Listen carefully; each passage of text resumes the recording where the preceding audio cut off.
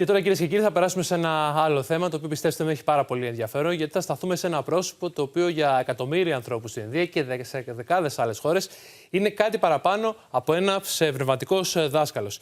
Είναι ο Σαντγκουρού Sri Madhusudan Sai, ο οποίος ηγείται και ενός διεθνούς οργανισμού, του One World Family, ενώ υπήρξε μαθητής του Σάτια Sai Baba, μετά το θάνατο του οποίου υποστηρίζει ότι συνεχίζει να μεταφέρει τις διδασκαλίες του. Σύμφωνα με τον οργανισμό, δραστηριοποιείται σε περισσότερες από 100 χώρες τομείς υγείας, της εκπαίδευσης και της σύντησης. Στην Ελλάδα βρέθηκε προσκεκλημένος του κοινοφελούς ιδρύματος Μοιράζομαι του Γιώργου Σιουφιά, τον οποίο τον τίμησε για το ανθρωπιστικό του έργο. Ο δημοσιογράφος του Αν Βαλάντζ Μακρόγλου μίλησε μαζί του για το έργο των οργανώσεων, τις ανθρώπινες αξίες και την τεχνητή νοημοσύνη. Να το δούμε αυτό το απόσπασμα.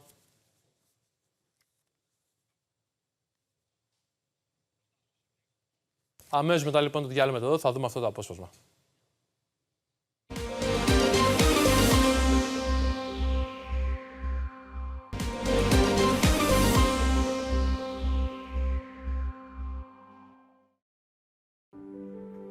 One world, one family is the ethos at the heart of our mission. This ideal comes from an ancient Indian principle which considers the whole world as one global family. And as a family, we believe all our family members deserve care and support. Mr. Sai, thank you so much for giving us here to One Channel this interview. Thank you. I won't trouble you much because I know you have a very busy day. I have a few questions for you. I will start with this one. The sheer scale of feeding 10 million children every morning is unmatched. We can all agree to that. Even in Europe, where systems are strong, food insecurity and hidden nutritional gaps do exist. True. What lessons can we learn from your approach to nutrition and healthcare delivery? I think what you raised is a very significant point in terms of significant gaps existing around the world, even in developed economies. So what we are doing is not merely feeding people and tackling hunger. We are actually tackling hidden hunger, which is the nutrition part of it. So a lot of people eat, but they don't eat right. And that's one reason why, even though developed countries have a lot of food, yet one way gap exists because they don't eat right. Two, maybe some of the pockets in those countries also do not have access to good food.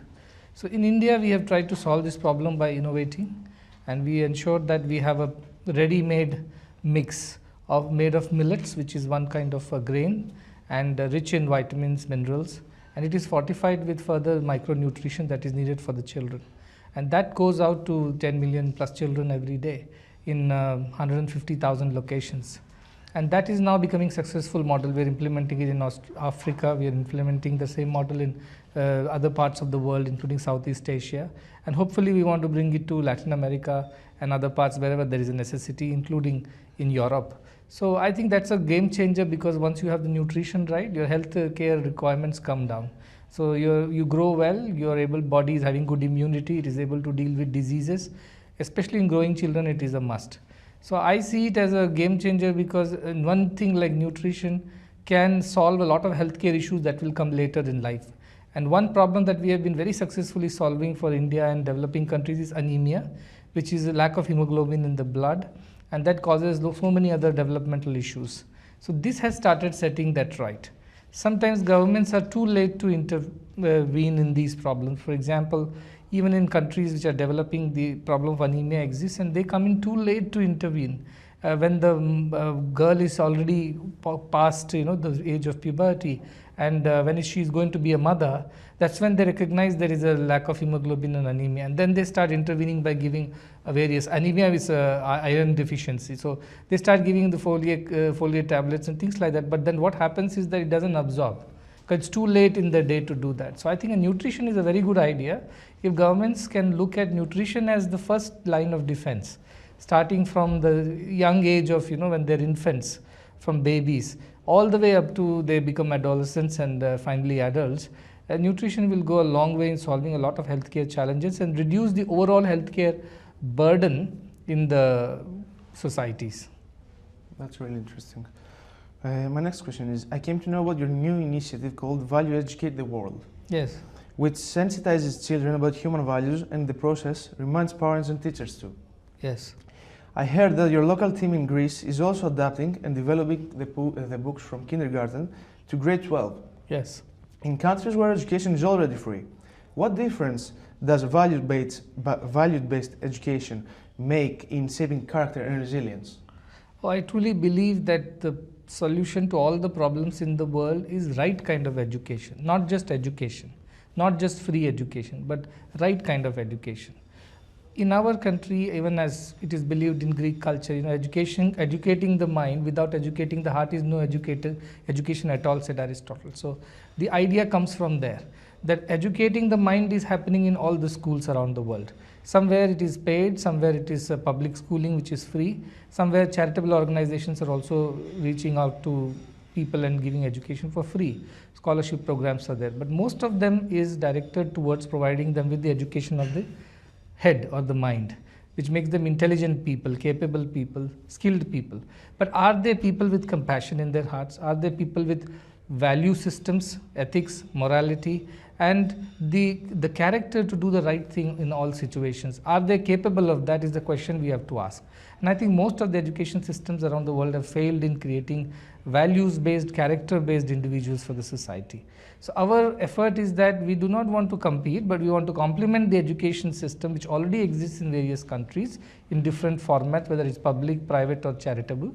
And we want to add the component of helping the teachers educate the children in certain human values, and these are basic values. These are not religious values, and therefore there is no conflict with any path or any faith. These are values that we need to live in a society as good human beings, like truth, non-violence, peace, love, fairness, justice, awareness of yourself, environmental consciousness, love for your country, service-mindedness. Now, these are the values every country needs, irrespective of where they are located on the planet. And we think that if all the children in the world can grow up with one common set of human values that they all understand, then when a European meets an Australian meets an American, or an American meets an Indian, they all will feel there is something common between all of us because we all follow the same value system. Like science, you may learn in Greek language, I may learn in English or in Indian language, somebody else learns some other language, but we learn the same science. So if two scientists come together, they all talk about the same science in different languages, but that is the connection that they form. Similarly, if all the children in the world have a common minimum value program, then all of them would have grown up learning about these 10 values which we have identified, and then wherever they are in the world, whenever they meet, they feel like they are all connected to each other in these values. So that is the idea. Our Greek Foundation also is working very hard. It does a lot of service activities, including feeding the poor, the refugees, providing medicines, aid for the underprivileged. But most importantly, I think this system of education, if it can be complemented with additional support on teaching children with good values, and children grow up into good human beings before they become great human beings. And that is when the prophecy of Aristotle, which says that you have to educate the heart. Without educating the heart, there is no education at all. So we become good human beings, more sensitive, kind and compassionate, charitable and generous towards each other. I think we'll create a better society. So Value Educate Greece is a program which is a part of Value Educate the World program that we are embarking on, and it's being launched in several countries. It's already in 25 languages in 25 countries already. Do you feel that in this particular part of your work, the rise of artificial intelligence is a tool or an obstacle? Artificial intelligence has to be looked at as a double-edged knife. We have to be careful while using a sword which is double-edged, because it does the work which it does. It is extremely efficient, it is very capable, and it is like everybody's minds put together in one place. So it has so much of knowledge and capacity. The risks that are there, we become over-dependent on that, then I think we will lose our creativity, we will lose the human touch, and we will lose the ability to solve our problems creatively. And we will have only the repetitive or whatever, a very technical solution to everything without the component of heart and love and kindness in it. So my worry is that artificial intelligence is a great, according to me, a tool. It has to be used like a tool, which is for our furthering the cause of development and progress for all beings around the world. And it does help with healthcare, with even the charitable work we do with education. Many of these books have used artificial intelligence to help us translate or create illustrations, which has saved us hundreds of hours of manpower, which wasn't possible physically for us to do. Also saved us a lot of cost. So I cannot say it is bad. It has helped us where it had to help. But my worry is that over-dependence on it, so much so that systems take over the human civilization. And we start thinking like machines, and not as humans who are creative, who are soft, who are subtle in their feelings and their emotions. I'm only worried that we should not be overdoing it. And I think there have to be governments, and all governments around the world have to come together to form certain guardrails, certain policies, and what do's and don'ts of artificial intelligence. We have already made a mistake with social media, and we have seen our children becoming digital addicts, and it is so difficult to get them off their phones and things like that and make them go and actually play and contact and meet people. It's so difficult now. They become social recluses. Now we do not want to make the same mistake with artificial intelligence coming. So I think before it becomes a huge movement, which already it is becoming, some policies and processes, if they're agreed upon by all the governments of the world, it will go a long way in ensuring that it becomes a boon and not a bane in the times to come. That's great.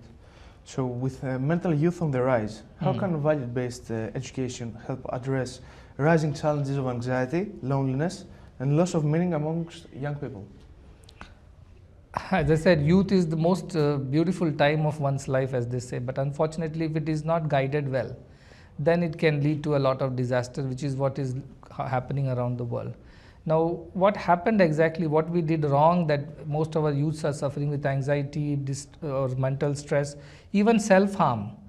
Why this is happening at such a beautiful age, that they should be looking up to a future, they should be dreaming big, they should be thinking of what else they can do and contribute. Why are they getting into depression and anxiety? Somewhere I feel that they are under tremendous pressure to perform, not just perform the tasks that they want to do, but they are forced to do things other than what they're born to do. I'll give you a simple example. Somebody who wants to be a musician should be allowed to be a musician. Now, if you tell him, no, music doesn't earn you much, your father is a doctor, your mother is a doctor, you ought to be a doctor. Now, what happens to that child? The child is growing in a very big pressure environment where he has to conform to the societal expectations, which his heart is not agreeing for.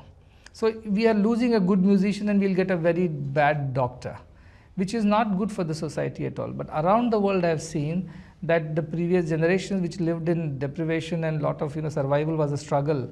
This generation is different, but they are also expected to live the same life. So they're rebelling. When they cannot fight the system, when they cannot change the system, they are harming themselves. They're getting into anxiety, depression, substance abuse, and so many other juvenile crimes. This is just their inner frustration that they are expressing in the outer way. What we have to understand as the teachers and the society and parents and everybody around is that the child is meant to do something else. And if you allow that child to grow in the way that child is designed to grow, these anxieties, these issues will disappear. There will still be hard work, there will still be challenges in the child's life, there will be still milestones and goals to achieve, but he will do it his way. And he will do it with joy.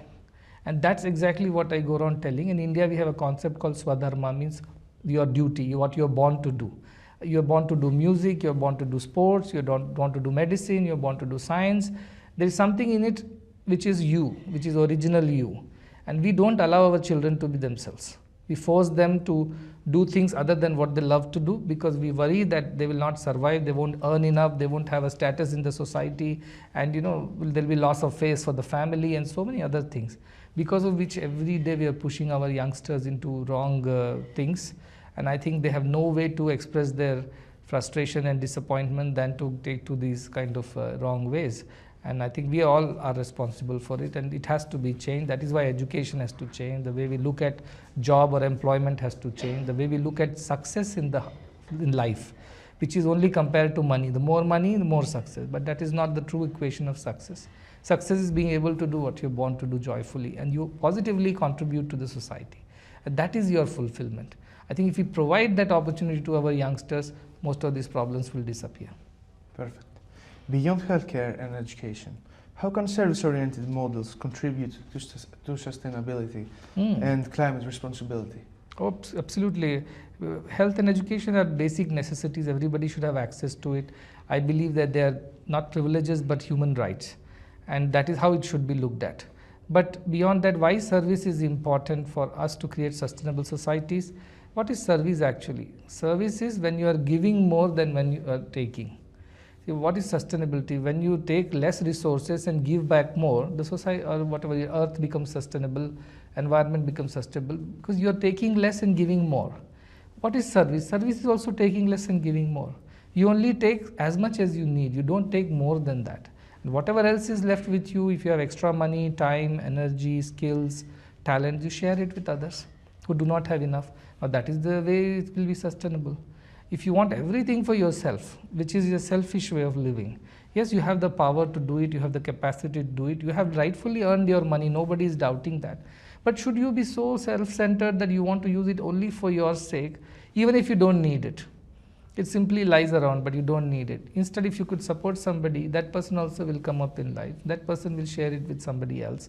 So it's a kind of a chain of giving that will begin. So service teaches us to be selfless. Selfless means you always give more than what you take. And giving more than what you take is the formula for sustainability in every way. So that is how I promote service as the way to sustainability. Understandable. And for my last question, even when material needs are met, people struggle with meaning and belonging. Yes. How can community service restore this dignity that seems to be lost? Or I think all the philosophies, including Greek ones, they clearly agree that we human beings are societal animals. We are animals. We have the instincts of self-preservation, security, survival. All these instincts are still there, even in the most sophisticated human being. But alongside, we are a social animal. That part is missed out. It means we want to live with each other. That is when we find fulfillment. We cannot live in isolation. We cannot live alone. We have to live with our people around and we feel good then. And that is what is important. See, money can buy you success for some time. Money can buy you even friendship for some time. But if there are not meaningful relationships, where your hearts are not connected and people are only doing a transaction with you, then at some point in time you kind of get tired of such relationships. You start believing that those relationships are fake and artificial. It doesn't give you true fulfillment. So it's like this when you go into the planes, you see, the air hostesses or stewards receive you with a great big smile. And you think that they really mean it, you know, they really love you and they really like you being on the plane. No, you are just a customer, a client, and they ought to serve you well. But the moment you're out of the plane and they see you on the road, are they going to smile at you again? No way. And that is how meaningful relationships have to be built to feel fulfillment. To complete ourselves, we need everybody in it. We are all incomplete without each other. So what does community service do? It connects people. It brings everybody together. And you know, we are designed to give and share. That is how we have been originally designed. We are not designed to take and hoard. So whenever we take and hoard, we suffer. Whenever we give and share, we feel light and we feel joy. And community service helps us connect with people, and also it helps us become grateful in life. Because when we see others have less than us, we always thank our fortunes. We become grateful. And I tell this as an exercise to all those people who have enough, that go into communities who do not have enough. And then you will stop complaining. As somebody said, I was complaining about my shoes till I found somebody with no legs. And that attitude of gratitude begins when you connect with communities, especially with the underprivileged and less privileged ones. So it helps you find fulfillment, forge meaningful relationships, and feel the connection with everything and everyone around you. That way you feel a more complete person. You feel like a human being who is alive, who is thriving. And that is extremely important for societal growth and civilizational evolution. And that is the reason why I recommend that you must go out into the community, connect with people, and help them wherever you can, and take help from them. There is nothing wrong in asking for help too. But we as human beings have to develop these meaningful relationships. Thank you for this great interview. Thank you. It was great having you with us here at One Channel. And I wish you all the great success in the work that you're doing. Thank you so much, Valandis.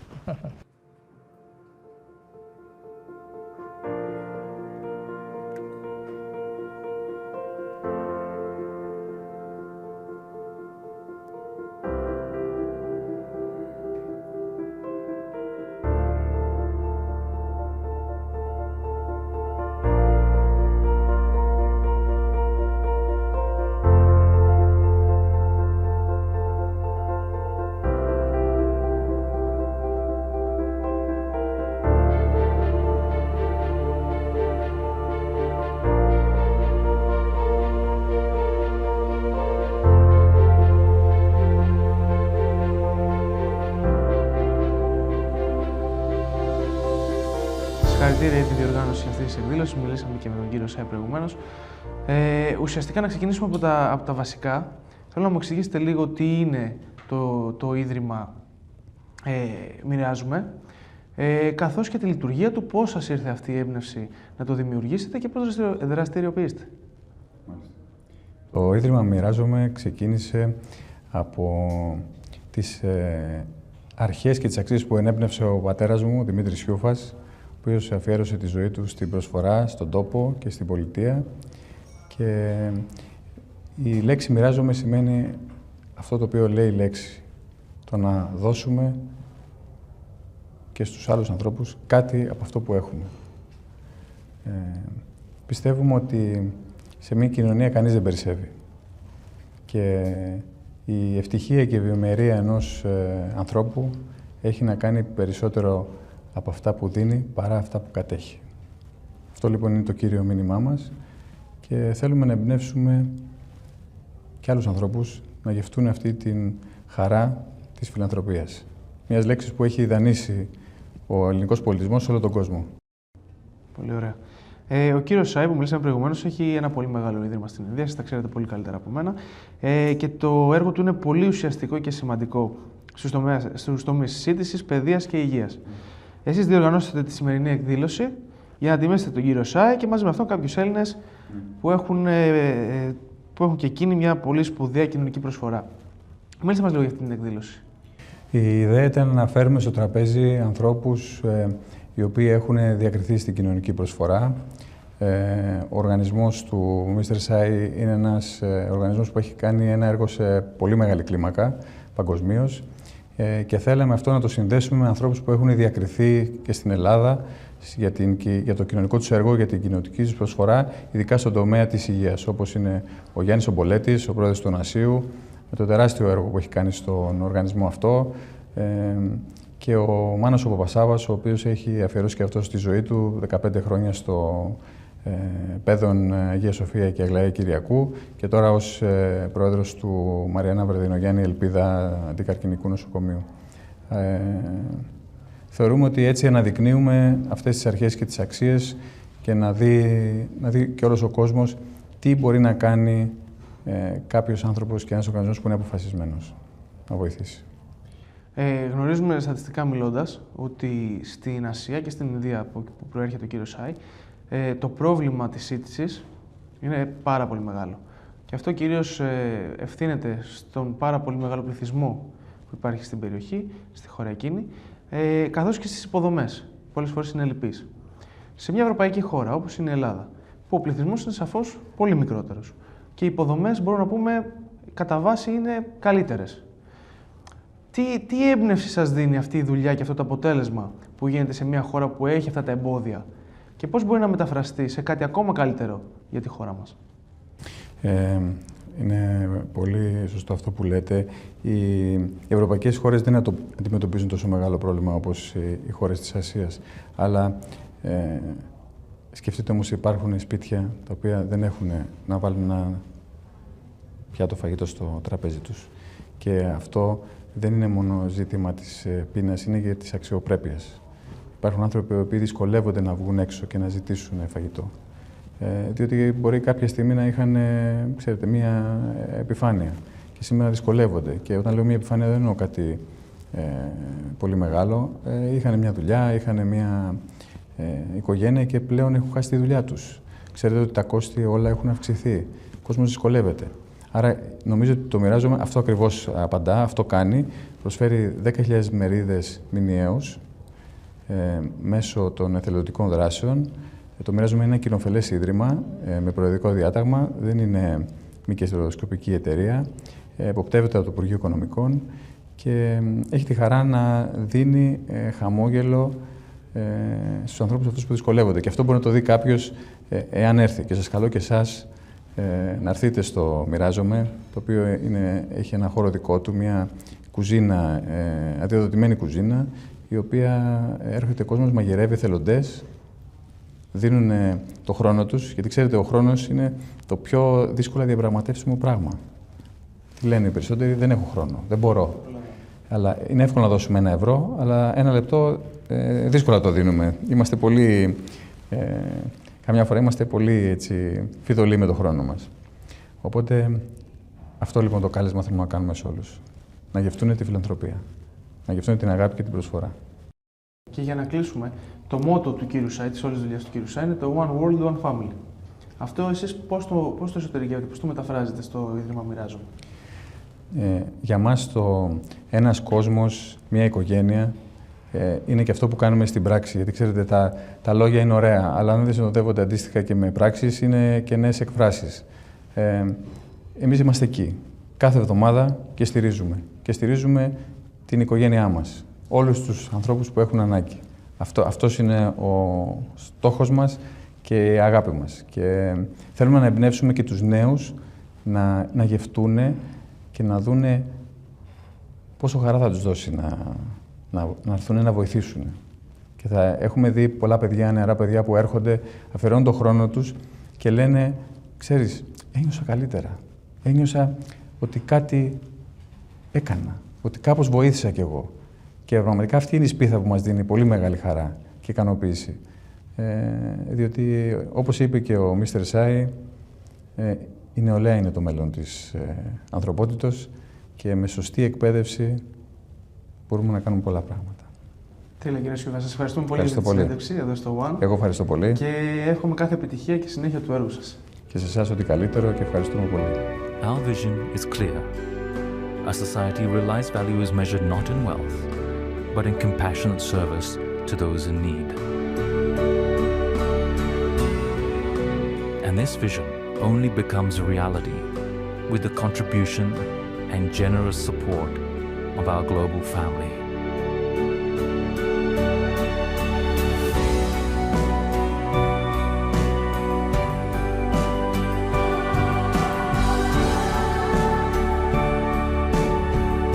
After all, we are all one world, one family.